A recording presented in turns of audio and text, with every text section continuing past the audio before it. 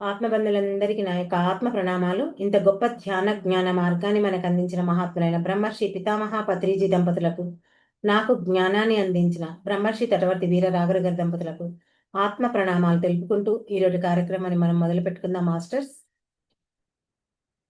మానవుడు యోగిగా ఎదగాలంటే అనే విషయం గురించి తెలుసుకుంటున్నాం. మనం ఈరోజు తెలుసుకునేది దాంట్లో ఒక అంశం ఏంటి అంటే పరహితం కోరాలి. అంటే ఇతరుల మేలు కోరాలి అని అర్థం. చూడండి, మనిషిగా పుట్టినటువంటి మనం మన జీవితంలో ఏం కోరుకుంటాము అంటే మనకు మంచి జరగాలని, నా కుటుంబం బాగుండాలని, నా పిల్లలు బాగుండాలని, నా బంధువులు సంతోషంగా ఉండాలని, మనకు తెలిసిన వారికి ఎవరికైనా కష్టం వస్తే సహాయం చేయాలని కోరుకుంటాం, అనుకుంటాం. ఇది మంచిదే.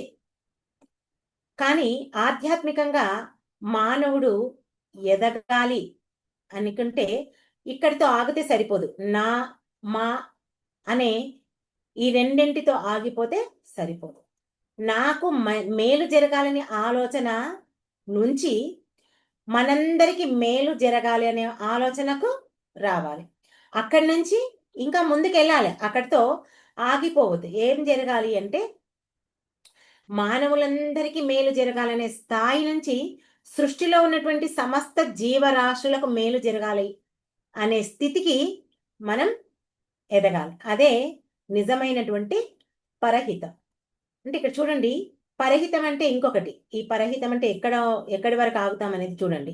పరహితం అంటే పక్కింటి వారికి సహాయం చేయడం కాదు, మనకు తెలిసిన వారికి సహాయం చేయడం మాత్రమే కాదు, మన కుటుంబానికి మనకు సంబంధించిన వాళ్లకు మాత్రమే సహాయం చేయడం కాదు. నా వల్ల ఈ సృష్టిలో ఉన్నటువంటి ఏ జీవికి హాని కలగకూడదు. నా వల్ల సాధ్యమైనంత వరకు ప్రతి జీవికి మేలు జరగాలి అనే హృదయం మనకు ఉండాలి. అటువంటి హృదయం మనలో కలిగినప్పుడు మనలో మానవత్వం నుంచి యోగత్వం వైపుకు మన ప్రయాణం మొదలవుతుంది. చూడండి, మానవుడు తన చుట్టూ ఉన్న వాళ్ళనే పరులుగా భావిస్తాడు. అంటే ఇక్కడ పక్కింటి వాడు మనకు పరుడే, అవునా? మనకు తెలియని వ్యక్తి కూడా పరవ్యక్తి. మన కుటుంబం కాక పక్కల ఇంకో కుటుంబం ఉంటుంది, ఇంకో కుటుంబం, వాళ్ళంతా పరుల కుటుంబాలు, అంటే పక్కింటి వాళ్ళు అంటాం. ఇంకా మన జాతికి, మన మతానికి, మన కులానికి సంబంధించిన వాళ్ళు ఉంటే అక్కడ కూడా ఏమంటాము, వేరే వాళ్ళు ఉంటారు కదా, అక్కడ కూడా మరొక జాతికి చెందిన వాళ్ళే అని అంటాం. కానీ ఇక్కడ ఈ ఆధ్యాత్మిక దృష్టిలో చూస్తే కనుక పరుడు, ఈ పరుడు అనే భావన మనకు క్రమంగా తగ్గాలి. అంటే మనకు కనిపించే ప్రతి ఒక్క జీవిలో ఏముంది? జీవశక్తి ఉంది, అవునా లేదా? ప్రతి ఒక్క జీవిలో మనలో ఏ జీవశక్తి అయితే ఉందో ఆ జీవశక్తి అన్నింటిలో ఉంది. మన ప్రాణం మనకు ఎంత విలువనో ఒక చిన్న పక్షికి కూడా తన యొక్క ప్రాణం అంతే విలువ. మనం జీవించాలి అంటే ఎంతో బలంగా అనుకుంటా. అంటే మనం జీవించాలనే కోరిక మనకి ఎంతో బలంగా ఉంటుంది. మనమే కాదు, మన ఇంట్లో వాళ్ళు కూడా అందరూ బాగా బలంగా ఎన్నో రోజులు ఈ భూమిపై ఉండాలి అని రకరకాలుగా మనం అనుకుంటాం. అదేవిధంగా సృష్టిలో ఉన్న ప్రతి ఒక్క జంతువుకు కూడా ఆ తపనే ఉంటుంది. ఇప్పుడు మనకు దేని వలన ఒక దెబ్బ తగలడము, లేదా కట్ చేయడము, చేతి కట్ కావడము, ఇవన్నీ జరిగినప్పుడు మనకు ఎలా అయితే బాధ అవుతుందో ఇతరుల జీవులకు కూడా తమ స్థాయిలో వాటి బాధ అవి అనుభవిస్తారు. అది ఇక్కడ జరిగేది. అందుకే ఇక్కడ చూడండి, పరహితం అంటే ఇతర మనుషుల హితం అనే అర్థాన్ని దాటాలి. మనం దాటి ఎక్కడ పోవాలి? సృష్టిలో ఉన్నటువంటి సమస్త జీవుల హితం అనే హితమైన భావన మనకు రావాలి మన మనసుకు. చూడండి, ఉదాహరణకు ఒక కుక్క ఉంది. ఆ కుక్క ఎంతో ఆకలితో కనిపిస్తుంది మనకు. అప్పుడు ఏం చేస్తాం మనము? దాని మీద మనకు జాలి కలిగి కొంత ఆహారం పెడతాం. ఇది పరహితం.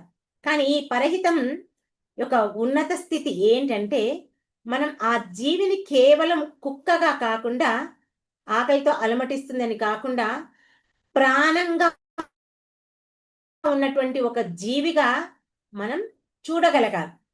అది ఇక్కడ మనం చేయాలి. అప్పుడు మన యొక్క దృష్టి మారుతుంది. ఉదాహరణకు చూడండి, ఇప్పుడు సమ్మర్ వస్తుంది, ఎండాకాలం. ఎండాకాలంలో మనమంతా ఏం చేస్తాం? పక్షుల కోసం చిన్న చిన్న బౌల్స్‌లో నీళ్లు పెట్టి మన మిద్దెల పైన పెడుతుంటాం. అవునా కాదా? అక్కడ మనకు అంటే ఆ వేసవిలో బ నీళ్లు పెట్టి ఆ పక్షులను బ్రతికించాలి అనే ఒక అనిపిస్తుంది. మనకు ఆ కోరిక కలుగుతుంది. ఒక గాయపడిన జంతువు ఉందనుకోండి, దానికి సహాయం చేయాలనిపిస్తుంది. ఒక చిన్న జీవిని మనం ఎట్టి పరిస్థితిలో హింసించకూడదు అనిపిస్తుంది. ఇవన్నీ రకరకాలుగా మన మనసుకు అనిపిస్తుంటాయి. ఇవన్నీ కేవలం జాలి కాదండి. ఆ జీవి పట్ల మనం చూపించేటటువంటి ఒక గౌరవం. మనం ఈ ఆధ్యాత్మిక ప్రయాణంలో మనం ప్రయాణిస్తున్నప్పుడు ఒక గొప్ప మార్పు జరగాలి. అంతే కదా! ప్రాపంచిక జీవితంలో ఎలా ఉన్నామో ఇక్కడ కాదు. మనలో మార్పు జరగాలి. ముందు ఏమనుకుంటాం? ఇది చేయడం వల్ల నాకేం లాభం అనుకుంటాం. అనుకునే వాళ్ళమా కాదా? ప్రాపంచిక జీవితంలో ఉన్నప్పుడు ఇది చేస్తే నాకేం లాభం వస్తుంది అని అనుకునేవాళ్ళం. తర్వాత ఇప్పుడు ఏం చేస్తున్నాం? మన కుటుంబానికి చేస్తే ఏం లాభం? తర్వాత సమాజం, తర్వాత ఇంకా ఉన్నత స్థితిలో ఈ సృష్టికి మేలు. అంటే ఇక్కడ నాకు ఇది చేస్తే ఏం లాభం అనే కానుంచి మన ఎదుగుదల మొదలవుతుంది. అంటే ఇక్కడ నాకు ఏమి లాభం అనేది తీసేస్తున్నాం. తీసేసి ఇతరుల లాభం కోసం మనం ఇక్కడ ఆధ్యాత్మిక ప్రయాణం చేసేటప్పుడు ఈ మార్పు అనేది మనలో సహజంగా వచ్చేస్తుంది. మరి ఇక్కడ మన జీవితం బాగుండడం మన కోసమే కాదు. అప్పుడు ఏం అంటే మన జీవితం మనం బాగుంటేనే ఇతరుల యొక్క జీవితం గురించి మనం ఆలోచిస్తాం. అంతే కదా! ఇప్పుడు మనకు అన్నీ సరిగ్గా ఉన్నాయనుకోండి. అంటే మన ఆరోగ్యం అనుకోండి. ఆరోగ్యమే సరిగ్గా ఉంది. ఏం చేస్తాం? ఆ ఆరోగ్యం మనం ఎలా అయితే పొందామో ఇప్పుడు సహజంగా మనం ప్రాపంచిక జీవితంలో జీవించేటప్పుడు ఏదో ఒక అనారోగ్య సమస్య కలుగుతుందనుకోండి. కలిగినప్పుడు మనం ఆరోగ్యం కోసం ఏదో ఒక ప్రయత్నం చేసింటాం. దానివల్ల లాభం పొందింటాం. మరి ఎవరైనా మన సమస్య సేమ్ అదే సమస్య వచ్చింది. వాళ్ళు కూడా బాధపడుతున్నారు. అప్పుడేం చేస్తాం మనం? ఆ విషయాన్ని అందరికీ చెప్తామా? చెప్పమా? తప్పకుండా చెప్తాం. లేదు, నాకు ఈ సమస్య ముందే వచ్చింది. నేను దీని నుంచి బయటపడ్డాను. నువ్వు కూడా ఈ పని చెయ్యి అని వాళ్ళకు ధైర్యాన్ని కలిగించే మాటలు మనం మాట్లాడుతుంటాం. ఇంకా మనం చేసే ప్రతి పని కూడా ఇతరులకు సహాయం చేసేలా మనం మన పనులు చేస్తాం. ఇంకా మన ఆహారం కూడా జీవహింస గురించి మానేస్తాం. ఆ ఆలోచన వస్తుంది. అంటే తెలుసో తెలియక మనం ఇంతకుముందు ఇతర జీవులను ఇబ్బంది పెట్టాం. ఇప్పుడేం చేస్తాం? ఈ ఆధ్యాత్మిక ప్రయాణంలో మనం ప్రయాణించేటప్పుడు ఇతర జీవులకు హాని కలగకుండా జీవించేటట్టు మనము నేర్చుకుంటాం. ఇతరులకు నేర్పిస్తాం. ఇదే అండి యోగి యొక్క హృదయం. మరి మనకు పత్రిజీ గారు నేర్పించింది ఇదే. ఆయన చూపించిన మార్గము గొప్ప ప్రేరణ మనకు నిలుస్తుంది. ఏంటంటే ఆయన మన జీవితంలో ధ్యానాన్ని, ఆధ్యాత్మిక జ్ఞానాన్ని మరింకా తాను తెలుసుకున్నటువంటి ఈ జీవహింస గురించి, శాకాహారం గురించి, అన్నిటి గురించి మనకు నేర్పారు. అంటే మన యొక్క అంతరంగం మారితే ఇవన్నింటినీ మనం మార్చుకోగలుగుతాం. అంటే ఇతర జీవులకు ఇబ్బంది కలిగించము. సాటి మానవులకే కాదు, జంతువులకు కూడా హాని కలిగించం. అన్ని జీవుల పట్ల కరుణ, ప్రేమ, దయ, జాలి ఇవన్నీ కలుగుతాయని చెప్పేసి మనకు విస్తృతమైనటువంటి ఈ ధ్యాన ప్రచారాన్ని, జ్ఞాన ప్రచారాన్ని, శాకాహారం గురించి అన్నిటి గురించి ఎంతో చక్కగా చెప్పాడు. ఇక్కడ మనం ఒక విషయం గుర్తించాలి.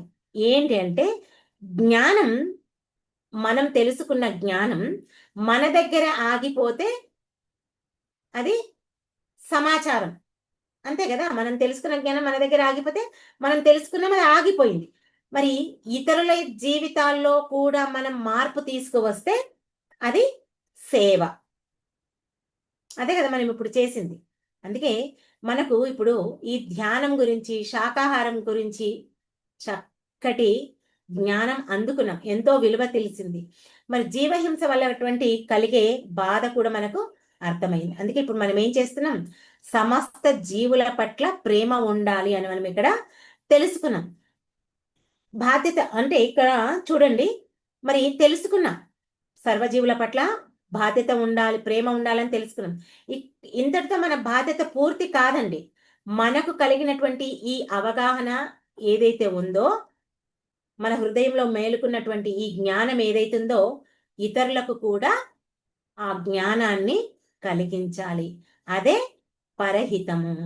ఈరోజు మనం శాకాహారం గురించి మాట్లాడుతున్నాం. ఎందుకు అంటే కేవలం ఆహారపు అలవాటును మార్చడానికి కాదండి, మన హృదయంలో ఆ కరుణను పెంచడానికి మనం తెలుసుకుంటున్నాం. అంటే ఒక జీవిని ఆహారంగా కాకుండా అది కూడా జీవించాలనుకునే విధంగా, అంటే ఒక ప్రాణిలాగా నువ్వు చూడగలిగితే మన దృష్టి మారుతుంది. అంటే మన పిల్లవాడు ఎంత ఆరోగ్యంగా ఉండాలని మనం ఎలా కోరుకుంటున్నామో, సాటి జీవి కూడా ఆ విధంగా ఒక ప్రాణిలా నీ యొక్క భావన, నీ యొక్క దృష్టి నువ్వు కనుక చూస్తే అప్పుడు నీవు ఈ ఆధ్యాత్మికంలో ఎదుగుతావు. ఇక్కడ ఎవరిని బలవంతం చేయడం కాదు, మనం ముందుగా మనల్ని మనం పరిశీలించుకోవాలి. నేను జీవించే జీవితం వల్ల ఇతరులకు ఏమైనా హాని కలుగుతుందా అనే ప్రశ్నతో మనలో మొట్టమొదటగా రావాలి. ఆ ప్రశ్న ఎప్పుడైతే వస్తుందో మన ఆధ్యాత్మిక జీవితంలో మేలుకొల్పు. చూడండి, ఇప్పుడు మనం ఏమైనా స్వీట్ తయారు చేసి పెట్టాం మన ఇంట్లో, వెంటనే ఏమొస్తాయి, చీమలు వచ్చేస్తాయి. చీమలు వస్తే ఏం చేస్తాం, వెంటనే జమాగ్ని పౌడరో లేదా ఓ లక్ష్మణ రేఖనో లేదంటే వాటిని ఊడ్చి ఎత్తిపోయడమో ఏదో ఒకటి దాన్ని చెంపేయాలని వెంటనే మనం అనుకోవచ్చు. కానీ ఇక్కడ ఒకసారి ఆగి చూస్తే అది దాని జీవితం కోసం అది పరిగెడుతుంది. అంతే కదా, మనం తినడానికి మన యొక్క జీవితం పొడిగించుకోవాలని మన ఆహారం కోసం పరిగెత్తటం లేదా? ఆకలేసి ఆగుతున్నామా మనం? ఏదో ఒకటి నోట్లోకి పంపిస్తున్నాం. మరి అది కూడా అంతే, తన జీవితం కోసం అది పరిగెడుతుంది. అది గమనిస్తామా మనం? అమ్మా వచ్చేసాయి చూడు, 2 అంతస్తుల బంగళా అయినా సరే దీనికి ఎట్లా తెలుస్తుందో ఏమో అని దాన్ని మళ్ళీ 4 మాటలు అంటాం. అది అసలు ఒక మాట కూడా మనం అనదు, కానీ మనం మాత్రం ఎన్నో మాటలు అంటాం. మరి ఒక చిన్న పక్షి కూడా ఆహారం కోసం పరిగెడుతుంది. మనం గమనిస్తే ఒక పిల్లి కానీ ఒక కుక్క కానీ ఇవన్నీ మన ఏమంటారు, మన సరౌండింగ్లో ఏమంటారు, పిల్లల్ని కంటుంటారు. ఆ పిల్లల్ని పెట్టుకొని ఉంటది. మనం వాటి దగ్గరికి పోతే అది మనల్ని ఒక భయంకరమైన చూపు చూస్తుంది. ఎందుకు? తన పిల్లల్ని, నా పిల్లల్ని నేను కాపాడుకోవాలి. అది ఒక కుక్క కానీ ఒక పిల్లి కానీ, అవునా కదా? మనం కూడా పందుల దగ్గరికి వెళ్ళాం, పందులు కూడా మన దగ్గరనే ఉంటాయి, కానీ వాటి దగ్గరికి పోతామా?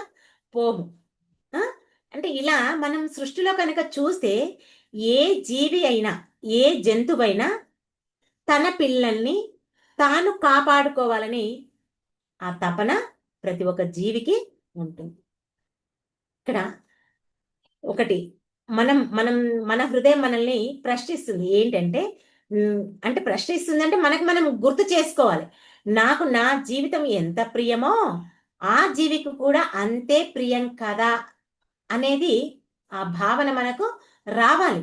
ఎప్పుడైతే ఈ భావన వస్తుందో మనలో హింస చేసేది మనకు తగ్గుతుంది. హింస తగ్గి ఏమవుతుంది? మనలో కరుణ పెరుగుతుంది, ప్రేమ పెరుగుతుంది, మన హృదయం విశాలం అవుతుంది. ఇంకొకటి, పరహితం ఇంకా ఎలా చెయ్యొచ్చు అంటే, డబ్బు ఉన్నప్పుడు కూడా మనం చెయ్యొచ్చు. అంటే ఇక్కడ డబ్బు ఉన్నప్పుడే చెయ్యాలా, ఇంకా చెయ్యలేమా అంటే, డబ్బు లేకున్నా కూడా మనం ఇతరులకు సహాయం చెయ్యవచ్చు. ఎలా అంటే, మనకు తెలిసిన 4 మంచి మాటలు ఇతరులకు చెప్పవచ్చు. బాధలో ఉన్నవారిని మన మాటల ద్వారా ఓదార్చవచ్చు. సాటి వ్యక్తి ఆకలితో ఉందనుకోండి, వాళ్ళకు కొంత, మనకున్న దాంట్లో కొంత ఆహారాన్ని ఇవ్వచ్చు. దాహంతో ఉన్న వాళ్ళకు నీరివ్వచ్చు.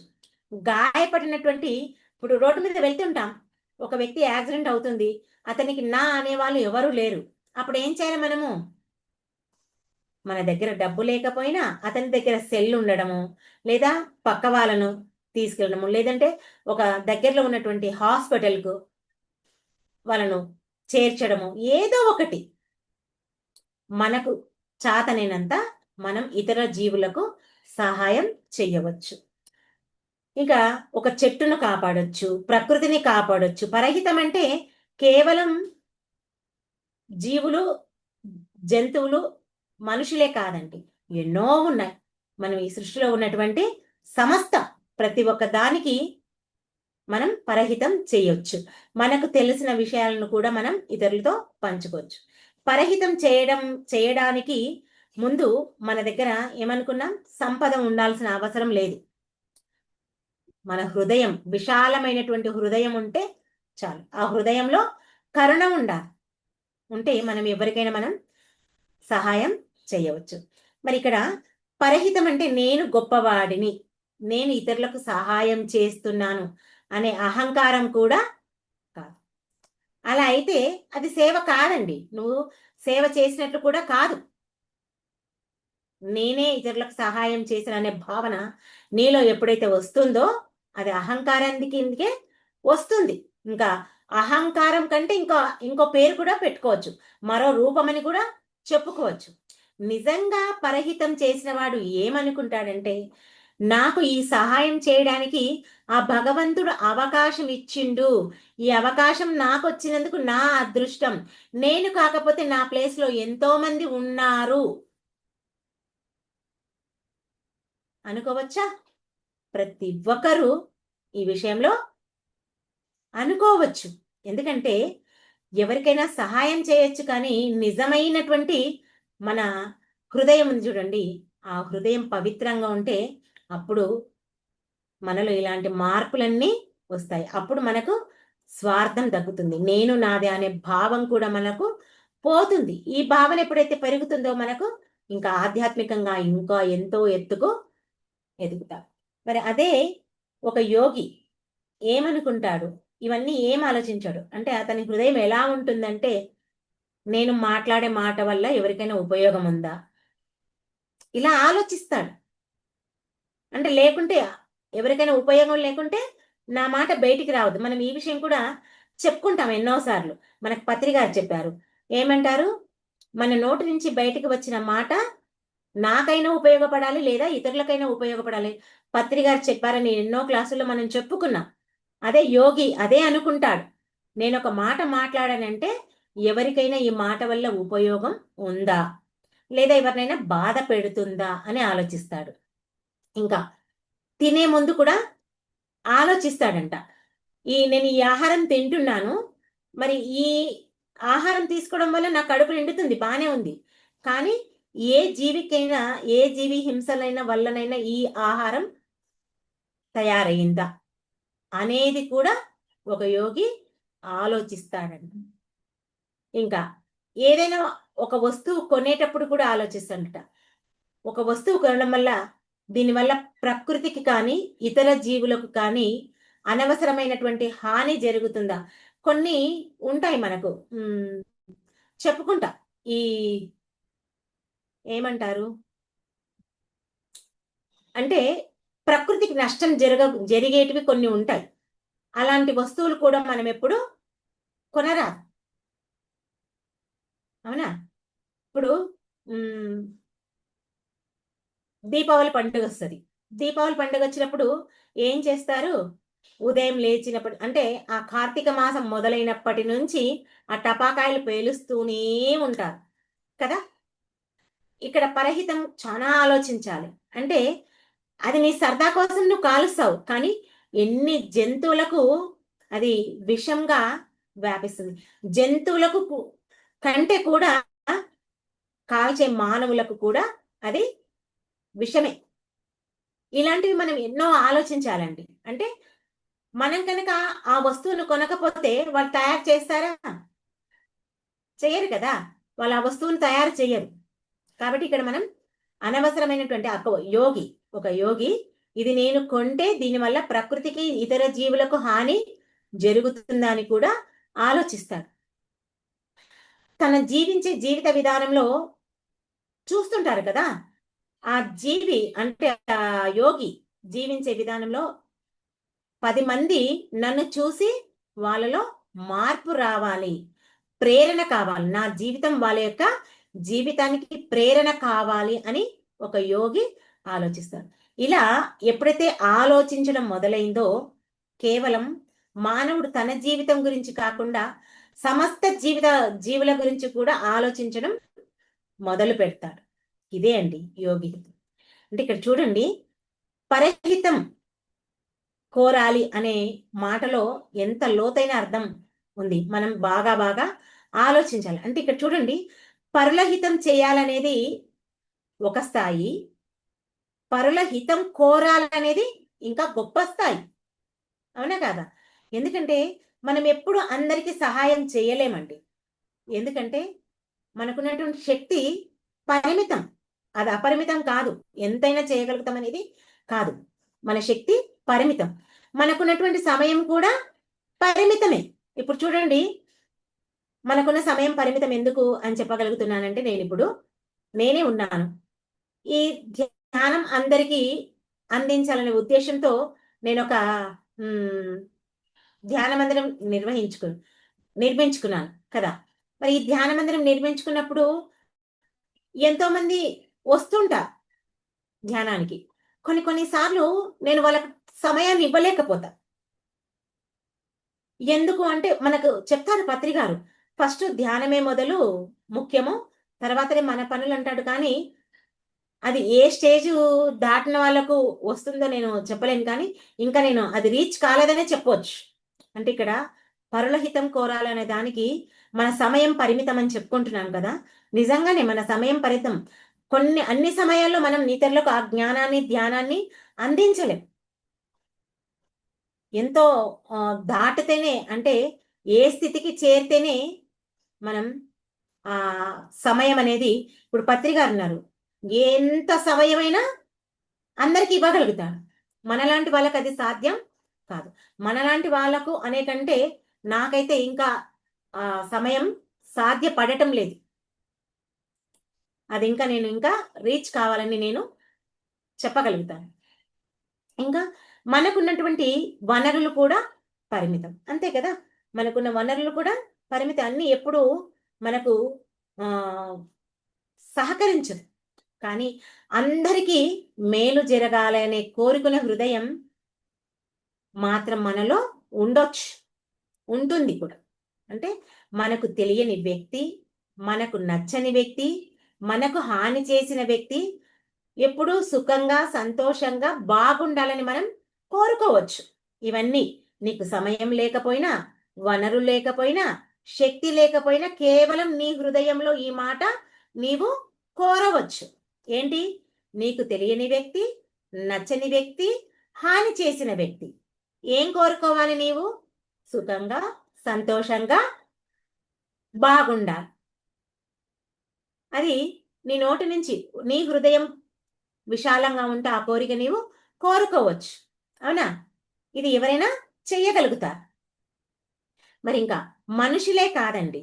జంతువులు, పక్షులు, చెట్లు, సమస్త జీవరాశులు కూడా మనం క్షేమంగా ఉండాలని మనం కోరుకోవచ్చు. ఇదే మన హృదయాన్ని ఎంత విశాలం చేస్తుందో మనం ఇక్కడ బాగా ఆలోచించండి. అంటే ఈ సృష్టిలో సమస్త జీవులు సుఖంగా ఆరోగ్యంగా ఉండాలి. ఏ జీవికి హాని కలగకూడదు. నా ఆలోచన గాని, నా మాట గాని, నేను చేసే పనుల గాని సాధ్యమైనంత వరకు ఎవరికి హాని కలగకూడదు. నేను చేసే ప్రతి ఒక్క దాని వల్ల ఆలోచన, మాట, చేత అంటే మనం దాన్ని త్రికరణ శుద్ధి అంటాం. అది కూడా ప్రతి ఒక్కరికి మేలు చెయ్యాలి. ఇక్కడేంటి యోగికి మానవుడికి ఉన్నటువంటి తేడా మనం ఇక్కడ బాగా అర్థం చేసుకోవచ్చు. మానవులు ఏం చేస్తారు? తన హితం కోరుకుంటాడు. మంచివాడు ఏం చేస్తాడు? తన కుటుంబ హితం కోరుకుంటాడు. మరి ఉన్నతమైనటువంటి మానవుడు ఉన్నాడు. అతడేం చేస్తాడు? సమాజ హితం కోరుకుంటాడు. యోగి ఏం చేస్తాడు? సమస్త జీవుల హితం కోరుకుంటాడు. ఉందా లేదా? ఇక్కడ మానవునికి యోగికి తేడా ఉందా లేదా? అంటే అందుకే ఈ పరహితం అనేది మన ఆధ్యాత్మిక ప్రయాణంలో ఒక గొప్ప మెట్టండి. ఇది మనకు జ్ఞానం వచ్చింది అని ఒక ప్రూఫ్ మనం తెలుసుకోవడానికి.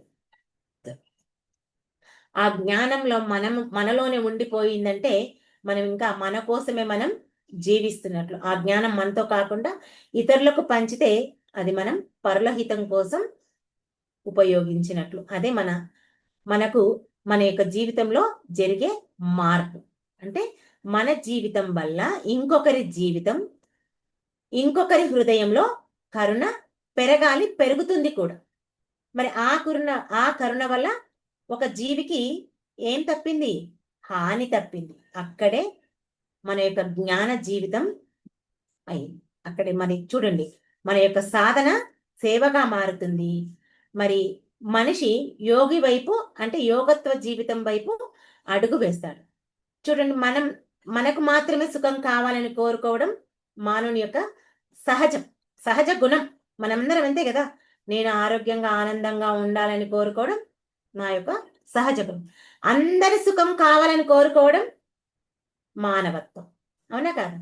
సమస్త జీవుల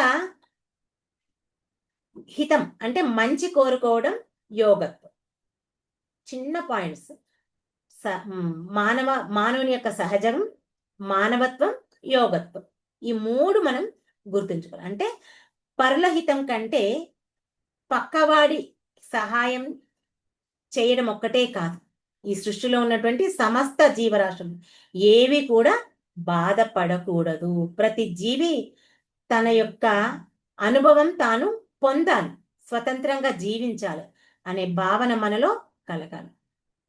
అందుకే ఇక్కడ ఒకే ఒక మాట మనం చెప్పుకోవాల్సింది ఏంటి అంటే, మామూలుగా మనందరికి అలవాటు సర్వే జన సుఖినో భవంతు అని మనం ఎన్నో సార్లు అనుకుంటుంటాం. మన ఇంట్లో పారాయణాలు చేసేటప్పుడు కానీ, లేదా ఎక్కడికైనా తీర్థయాత్రలకు వెళ్ళినప్పుడు కానీ, గుళ్ళలకు వెళ్ళినప్పుడు కానీ ఈ మాటలన్నీ ఎన్నోసార్లు మనం వింటుంటాం. సర్వే జన సుఖినో భవంతు. ఇక్కడ ఒక చిన్న మార్పు తీసుకోవాలి. ఏంటి? సర్వే జీవ సుఖినో భవంతు. సర్వే జన సుఖినో భవంతుకు బదులుగా సర్వే జీవో సుఖినో భవంతు. ఇదే అండి. ఇది వస్తే కనుక మన యొక్క హృదయం ఎంతో విశాలంగా మారుతుంది. అప్పుడు ఇక్కడ మనం ధ్యానం అంటే కేవలం కళ్ళు మూసుకునే సమయంలోనే కాదండి ధ్యానం. మన ఆలోచన, మన మాట, పని, మనం చేసే సేవ, మనం జీవించే జీవిత విధానం ప్రతి ఒక్కటి కూడా అహింసగా మారుతుంది. అదే పరహితం, అదే యోగి యొక్క హృదయం. ఇవన్నీ సాధించిన వాడు మానవ స్థాయిలో నుంచి యోగి స్థాయిలోకి, అంటే మానవుడు యోగిగా ఎదగాలంటే ఒకటేంటి? పరహితం కోరాలి. అంటే తన కోసమే తాను పాటుపడమే కాదు, సృష్టిలో ఉన్నటువంటి సమస్త జీవరాశుల కోసం తాను కోరాలి. అంటే తన హృదయం అలా తయారవ్వాలి. అదే యోగి లక్షణం. ఓకే మాస్టర్స్, ఈ అవకాశాన్ని నాకు ఇచ్చినందుకు మీ అందరికీ నా యొక్క కృతజ్ఞతలు. Thank you. ఓకే, అందరం కాసేపు ధ్యానంలో కూర్చుందాం.